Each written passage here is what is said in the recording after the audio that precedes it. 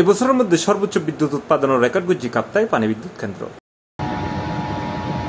মূলত 230 মেগাওয়াট বিদ্যুৎ উৎপাদন ক্ষমতা সম্পন্ন বিদ্যুৎ কেন্দ্র ওর 500 ইউনিট এক কফরে ফানির লাই চালু করা সম্ভব নয়। চলতি বছরের মে মাসের শেষরিকে বৃষ্টিপাতের পরিমাণ বেশি হলে কাপ্তাই লেকত ধীরে ধীরে ফানি বাড়িবার ফলে গত 2 জুন উত্তুন এই কেন্দ্র 4 ইউনিট চালু করা হইল। গত 9 জুলাই রাত 8টায় একযোগে চালু করা হইল 500 ইউনিট। সেদিন বিদ্যুৎ উৎপাদন হইল 212 মেগাওয়াট। আবার গত জুলাই 14 তারিখ 500 ইউনিট বিদ্যুৎ উৎপাদন হয়ে 218 মেগাওয়াট। এরপর 20 জুলাই 500 ইউনিট বিদ্যুৎ উৎপন্ন হয়ে 220 মেগাওয়াট। আর এরপর 20 জুলাই থেকে 26 জুলাই পর্যন্ত বিদ্যুৎ উৎপাদন হয়ে 221 মেগাওয়াট করে, যা গত এক বছরের মধ্যে সর্বোচ্চ।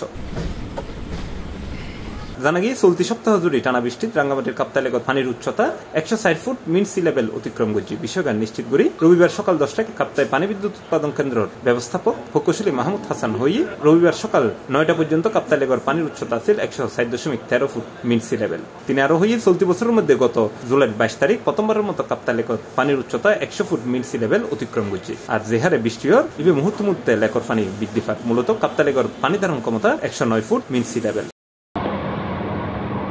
জানা গিয়ে যদি লেকর পানি 108 ফুট মিন সি লেভেল অতিক্রম করে তলি কাপ্তাই পানি বিদ্যুৎ কেন্দ্র শুরু ও জলকপাট পর্যায়ক্রমে খুলে দিয়ে লেকতুন কর্ণফুলী নদীত পানি নিষ্কাশন করা হয়। তবে বিষয়গান সংশ্লিষ্ট কর্তৃপক্ষের পরে সভাগরি নির্দেশ আকারে ব্যাকুণ জানাই গড় হইবে বলে জানাইয়ে এই কর্মকর্তা। C+ TV, Chittagong.